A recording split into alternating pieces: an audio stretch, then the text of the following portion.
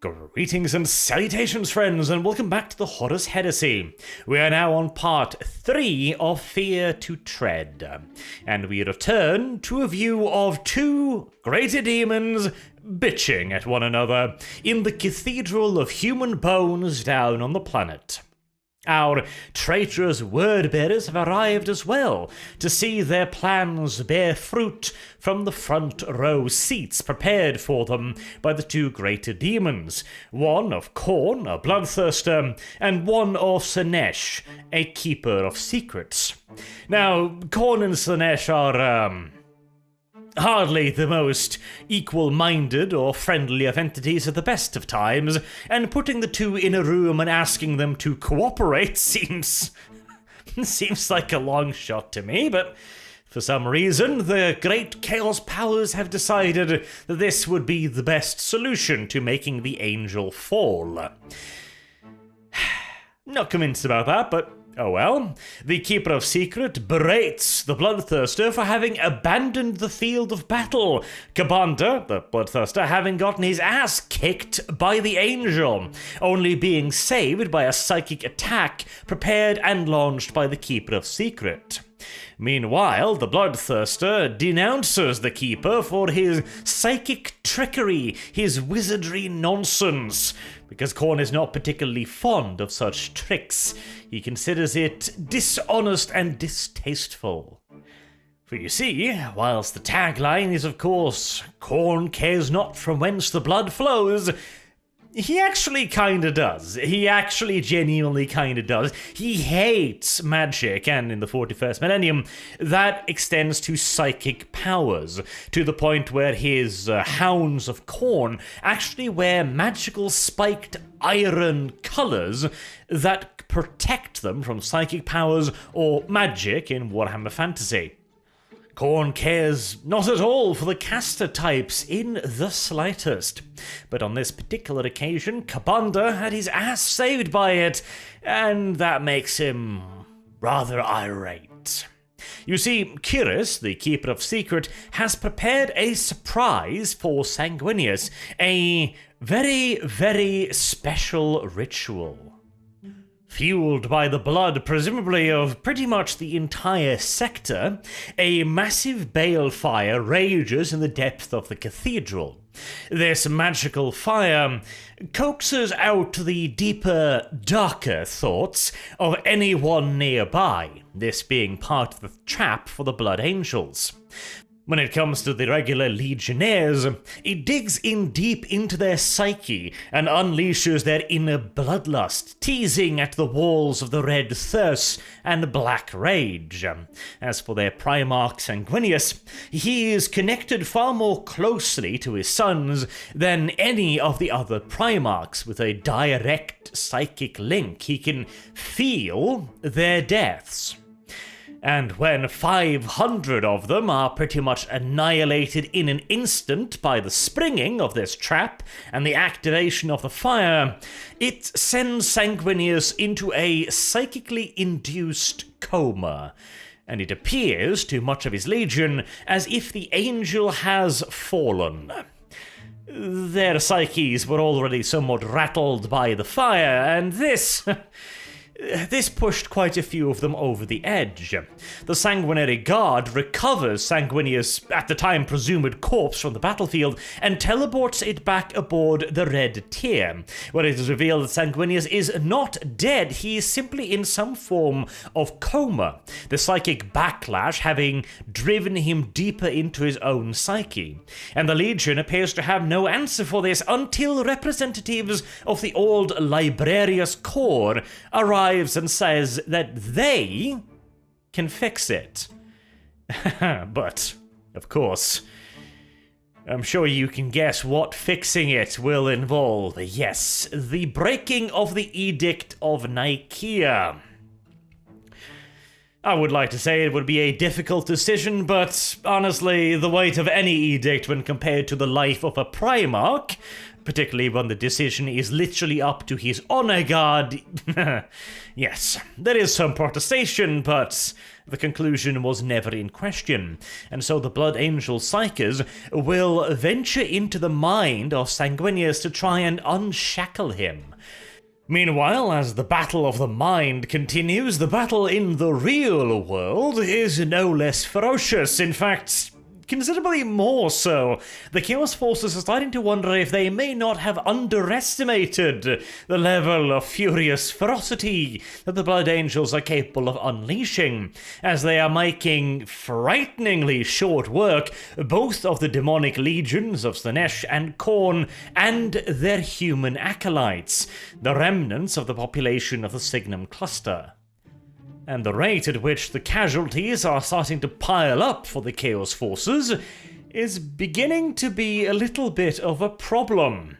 I'm sure that the demons would have expected the Blood Angels to be at least a little bit less of a threat, being bereft of their command structure, and all driven universally mad by bloodlust, but no, not really. In fact, they seem to have become even more dangerous now that they become fully unshackled, though this is also partially a part of the plan.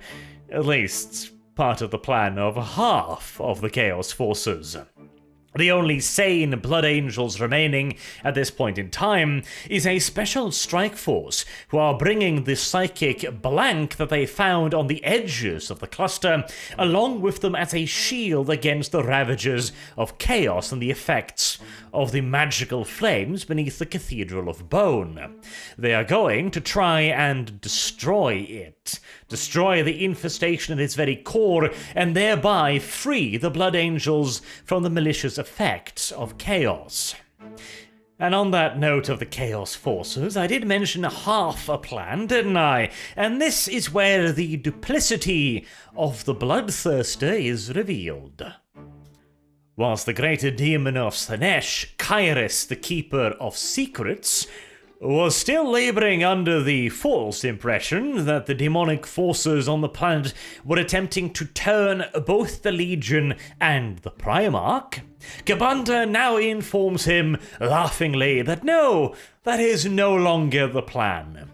After all, if it was still the case, then Kyrus would receive a lot of the credit, if indeed not all of it.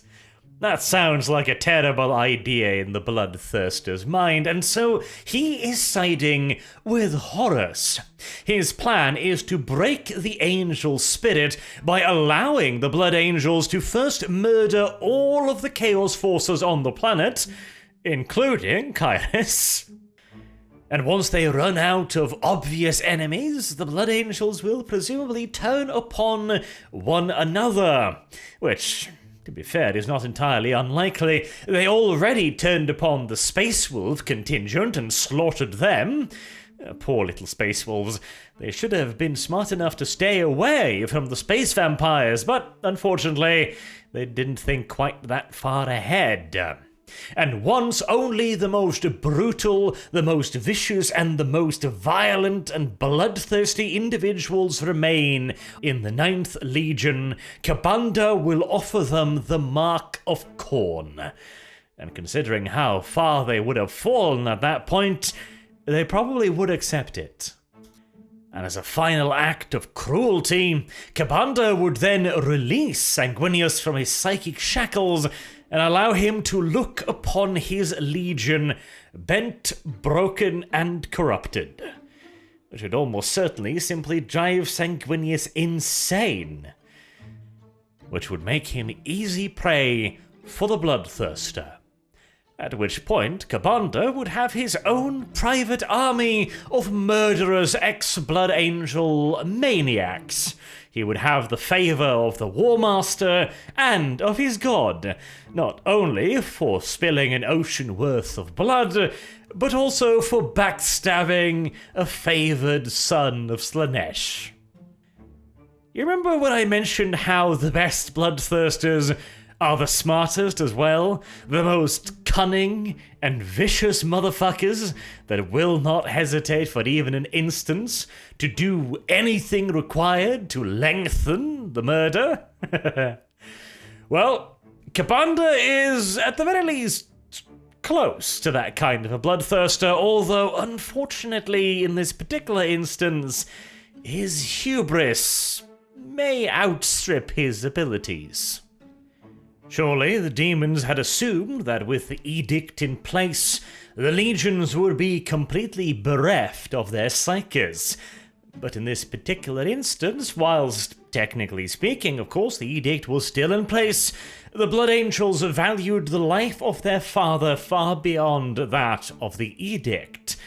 A slight miscalculation in the demons' plans.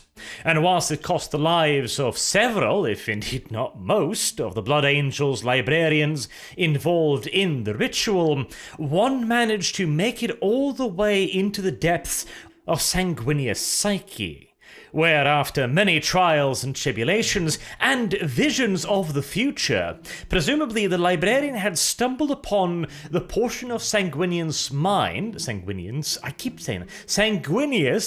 mind, that holds his gift for foresight, since Sanguinius has the ability to see the future, although not in any truly solid form. In the case of Sanguinius, his gift of foresight is little more than a general feeling, a rough prediction, the occasional dream, for example, like the dream of the Red Angel, rather than anything truly solid, the likes of which Magnus could produce.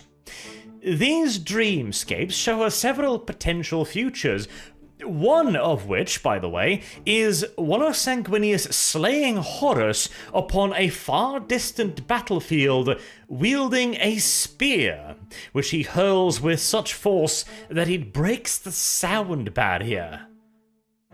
Interesting. Huh. I can't immediately think of what kind of a spear that could be, or from which part of the lore it could be. I mean, there's always the Spear of Ross, which was said to be able to do something like that, but how that would then tie in with the Blood Angels, I don't know. It could, of course, simply just be a random vision as well, a potential future avoided, unfortunately. He also sees the Emperor being slain by Horus if Sanguinius is not there, and he also sees a third future of them all carrying Sanguinius back to Baal to his final resting place. The true future. Eventually, he makes it so deep within Sanguinius' psyche as to finally be able to liberate the Angel, who awakes from his coma to find his sons going slowly insane. And he heads out onto the battlefield immediately, unfurling his massive pearly white wings and sending himself flying towards the Cathedral of the Mark, where he rather violently intervenes in the scheming of the greater demons. Meanwhile, the small strike force is also making its way through the cathedral. There is an interesting little conversation between one of the Blood Angels and Tarnus Creed, the Word-Bearer's acolyte, which pretty much encapsulates my opinion upon the Word-Bearers. The Blood Angel states that the Word-Bearers were always weak, always seeking something to hide behind, something with which to justify their actions, which is, again, pretty much my opinion of the Word-Bearers to a T. Erebus's entire psyche, I made a whole video on that, is entirely predicated on the ability to excuse his own actions, and as long as he can do that, he does not give a flying fuck about what those actions could be. He has absolutely no conscience at that point, again, which is shown again and again over the course of the book Lorgar. Ah, that book. See, I've also heard, this is a bit of an aside here, but I've often also heard the criticism that, oh, you excuse Kur's actions but not Lorgar's. See, the key difference is Kurz knew that what he was doing was wrong on many levels. He fought against it. He struggled against it. He was ashamed of his baser instincts, and he continuously tried to avert the dark future. In fact, all of the horrible things he did was specifically to avoid that nightmare that he had again and again. And eventually, his mind simply broke beneath the weight of the sins he he had committed, resulting in his split personality of Conrad Kurz and the Night Haunter. And in the very end, Kurz chose to surrender himself to his visions to protect the last tiny little ember of his sanity. He had come to the realization that he had been wrong, that he had not been able to avoid the future, he had instead caused it. And again, to protect what little remained of his sanity, he chose to allow himself to die, so as to fulfill his prophecies. Although even at the end, I'm sure he realized that he chose that. That was not the future. That was not prophecy. That was not immutable fate. That was the choice he took in an impossible position. Whereas Lorgar, he has all the choice. Demons keep no secrets from him. They tell him straight to his face how horrible they are, the horrors they will commit, not only to the galaxy at large, but to his sons, straight to his face. And their only argument for why Lorgar should allow them to do all of these horrible things is because they exist.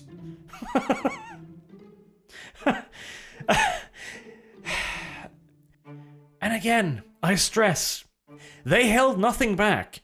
Lorgar is not surprised, he is not unaware, it's not that he doesn't understand that these are horrible creatures, and nevertheless he chooses to worship them purely because they ask him to worship them, because they accept his worship, because they relish it. They will allow him to hide behind them. And that is the only reason that he chooses to worship them, because they are the truth. The truth, in that they are nothing more than warp-born entities, little different than a million other Xeno species, but that is, of course, all quite besides the point. Let us return to the Blood Angels and their nonsense. Sanguinius, having entered the Cathedral of the Mark in as dramatic a fashion as possible, oh, by the way, yes, Meros, the apothecary, kills the Wordbearer because, fuck him. He played with his food. This is the thing with the Wordbearers too. It happened at Calth as well. He has Meros dead to rights, and he's just like, oh, you wouldn't understand. You know nothing of us. And Meros presumably just looks up and says, I know this. You will bleed if I shove this drill up your anus, and then proceeds to do just that. Meanwhile, the Angel is engaged in a far more civil dispute with the Keeper of Secrets, a battle of words, a last desperate attempt by the demon to get Sanguinius on his side. He is trying to get him to sacrifice himself.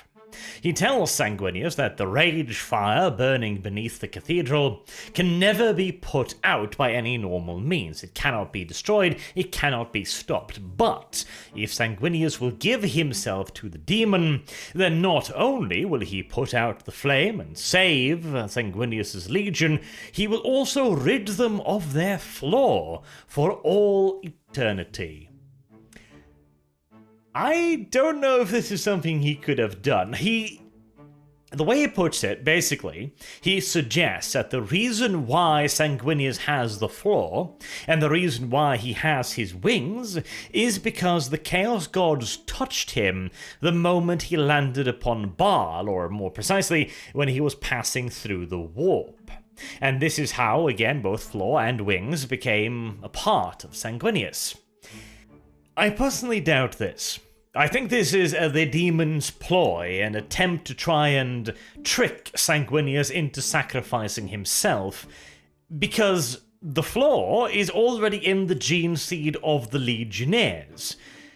Unless the flaw only began manifesting after Sanguinius rejoined the Legion and he somehow infected them, but that doesn't seem likely, nor can I think of any real precedent for that, where a Primarch retroactively infects a Legion via their gene seed.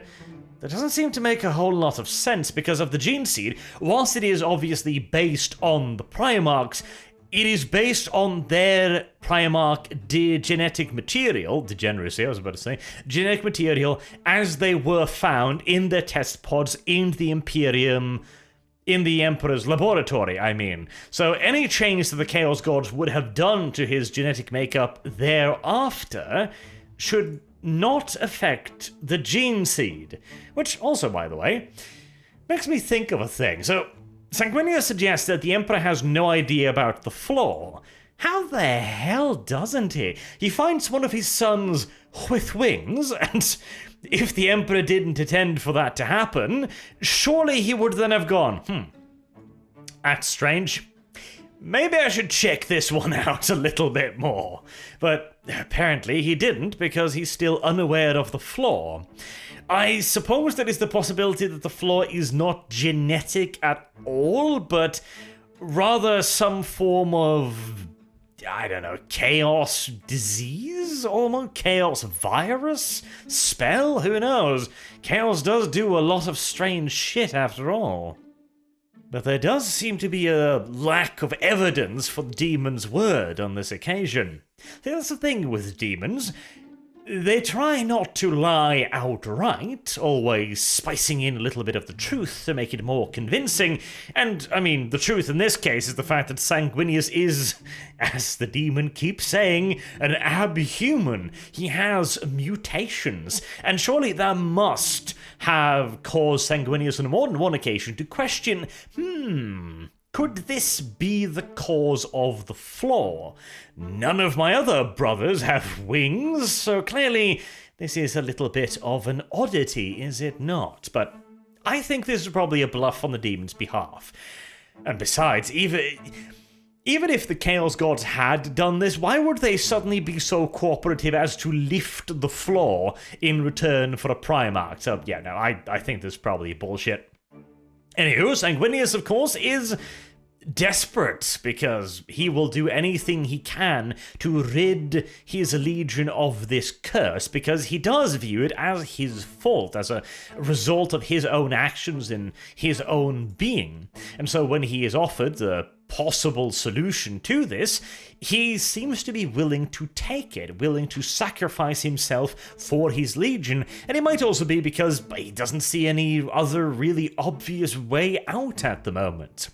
But then the apothecary Meros steps in and does the baller thing. He throws himself in front of Sanguinius and sacrifices himself instead, taking the rage fire into his own body and becoming consumed by it.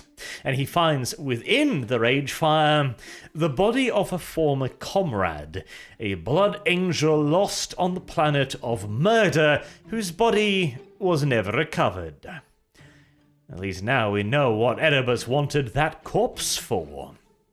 The creature that is created from this fusion of Meros and the Ragefire becomes a demonic entity of sorts. It is described as just pure fury, anger, and violence, but it doesn't sound like it's directly connected to any of the Chaos entities. In fact, it even has a surprisingly civil conversation with Sanguinius afterwards, as if it was a newborn child trying to figure out its place within the world, and therefore not really acting with any kind of outright hostility immediately to the angel, because, well, Meros and his past within the Ninth Legion is this creature's only real reality, the only thing it knows, even though it is, by all account, an absolute goddamned monster.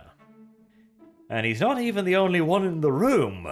Remember that Keeper of Secrets? Yeah, Sanguinius does as well, and he just chops its head off. That being the second great demon that Sanguinius owns, with nary the effort required to wipe one's ass.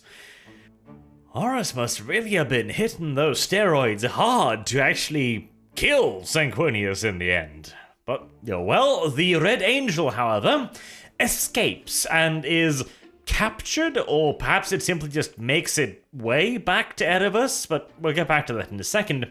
The Blood Angels then, after having defeated the demonic hordes, moves on to wipe all evidence of this ever happening off the face of the galaxy.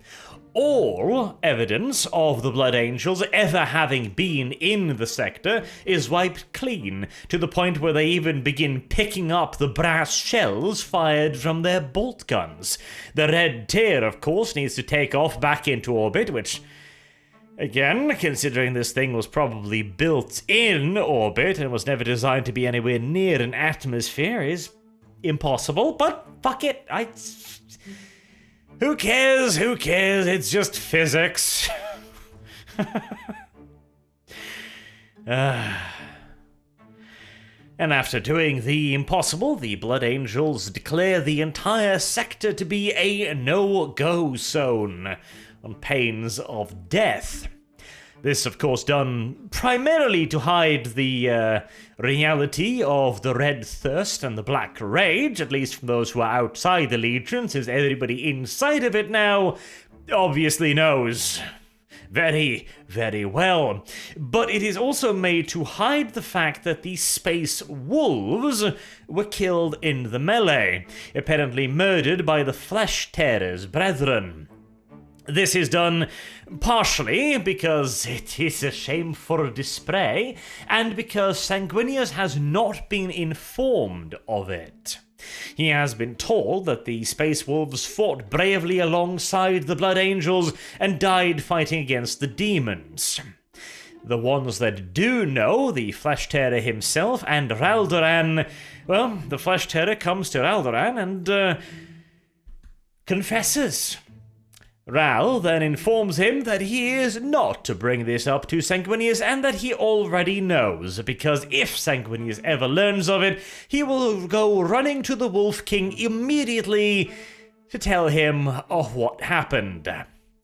And something tells me that Russ would probably take a somewhat non-conciliatory approach to this particular problem, and that is not something that the Imperium can afford right now, with the Horus Heresy nonsense kicking off. And speaking of, Sanguinius then orders his astropaths to head towards the brightest light in the sky, assuming, of course, that will be the Astronomicon, but due to the whole veil across the sky thing, he is unaware of the massive storms that are raging across the Immaterium, and so the brightest light is not the Emperor's, but rather that of Guilliman's Imperium Secundus, or what will soon become Imperium Secundus. Guilliman is of course overjoyed to see Sanguinius because he is to be the new regent, the new emperor. Partially because Guilliman couldn't just announce himself emperor, that would be... well, no matter what he, of course, would be thinking, it would be perceived by others as a somewhat suspicious action. And Sanguinius, well, no one could ever doubt that he'd be fitting for the role, so perfect. Sanguinius is, of course, as of yet unaware of this, but we'll touch more upon that in a later book. Fair to Tread then ends with a view into Horus's court, where Erebus brings the Red Angel. Again, how the hell he got his hands on this thing, I don't fucking know, but he presents it as the sole price that is to be gained from the debacle in the Cygnus cluster. The Blood Angels have not been turned, Sanguinius has not been turned, nor has Sanguinius or the Legion been killed or destroyed. As far as Erebus is concerned, this is a complete and utter failure, and he has also learned that Horus was the one that interfered in the Great Scheme. Again, precisely how he did this, I'm not sure. I guess he heard it from Kabanda, who told him over the immaterial grapevine, or... hell, I mean, they're demons, they've all pretty much got each other on Skype, I suppose, so it's not that ridiculous that Erebus would learn of the failure of his immaterial allies. He then, however, makes the mistake of blaming Horus for this, and I mean, it was Horus's fault, but You really don't want to point that out to his face, now do you? Very, very, very bad idea. And Erebus even goes so far as to touch the sensitive buttons, stating that the reason why Horus interfered was because he feared that the angel would outshine him. And again, yes, that is the reason, but think of who you're talking to. And Horus decides to remind him by grabbing Erebus's anathema straight from his waist and then using it to peel the skin of his face. See what I mean? See what I fucking mean? I was really pleased with Horus in this book because he has a human reason to be a churlish cunt. This. Okay, I agree. Erebus is an arsewipe of galactic proportions, but skinning his face slowly and deliberately while he is alive in front of his faithful followers as well, just to dot the I. Oh my. That is, I mean, hell, he didn't kill him, so I mean, it could have been worse, or could it? I don't know. I think this might have been a face worse than death, Freudian slip. Fate worse than death, but I don't know. If I had the choice between having my face skinned or death, I'd have to think about it. I gotta say, I would have to consider that one for a little bit. Downright cruel as well. Anywho, with that, Fair to Tread is finished. So, some conclusions all the way at the end here. James Swallow delivers occasionally something of a little bit of a varying quality, in my opinion. He can be one of the best authors in the Black Library. He just has some real issues with the flow of his stories, in my opinion. And this is an excellent book. I hate reading it. It just...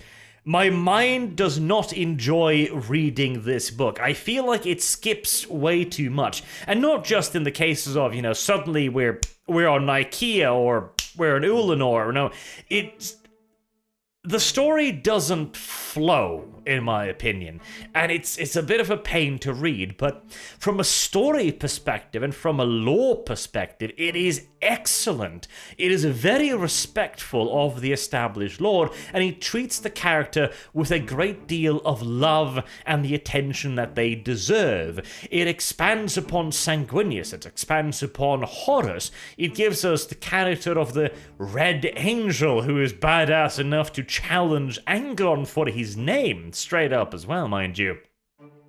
And it also gives us a more clear-cut view into the forces of chaos at this point in time, how their plots are starting to fail here and there. And that's very nice, because up until this point, Chaos's plans have felt like just the most ridiculous Hail Mary, relying upon 7 bajillion ridiculous coincidences to go just the perfect way to work out, whereas here we see some actual chinks in the armor, some flaws, making the entire conflict more interesting. Because here's the thing. In Fear to Tread, both sides feel flawed. Both sides feel like they are struggling with certain things, and they also feel like they are mastering certain things. The demons are a terrifying foe that cleared out this entire sector through a rather brilliant piece of infiltration. And the Blood Angels as well. The description of them just murderizing an entire army of demons through sheer butt-fucking madness is beautiful. And yet, again, they're still flawed. The demons are not perfect. They overlooked the blank, which turned out to be a real big issue. They have all kinds of internal fighting. They are not united. And the Blood Angels as well, their flaws is evident in, well, the flaw. And this is what makes a good story, in my opinion, where neither side is perfect. They both feel far more realistic and far more interesting because of it. And this has been a problem throughout the Horus Heresy series, where one side or the other has appeared to be flawless or utterly retarded. See the goddamn custodies. Experts at infiltration, espionage, and counterintelligence that spend every waking moment of their lives training for this shit, and yet they are hoodwinked by the word bearers. I'm sorry here. The word bearers have their cool moments, abso-goddamn-lutely. They're packed with demons, a really interesting part of their lore. But they are not subtle motherfuckers, are they? I mean, hell, Lorgod at one point even goes so far as to basically go, right, Custodies, I'm gonna have a secret meeting with my sons now, so you either fuck off or I kill all of you. And they just leave. They just fucking leave. And Custodies are idiots. I don't know why they have to be written as complete retards, but apparently it is necessary. And this book does not fall into that trap, though. Sadly, there are no Custodies nearby. I also really like the addition of the Space Wolves, because they also have a touch of the Mary Sue about them occasionally, where they tend to be a little bit too powerful, a little bit too clever for their own good, whereas here, they're doing what they need to do. They're doing their mission. They don't like it, but they're going to carry it out to the letter because that is their goddamn role. But they find themselves just so far over their heads that they become the tragic sacrifices in this story. It's really nice. It's again, from a lore perspective, from a story perspective, this book is excellent. From a reading perspective, I have real issues with it, but perhaps others do not. I don't know. From the people I have talked to, a lot of people I know find the writing style off-putting or just downright confusing, but that might be very well so a very personal gripe as well. Anywho, until next time, I've been Arch. Thank you all very much for listening, and I hope to see you all again soon. Until then, have a good day.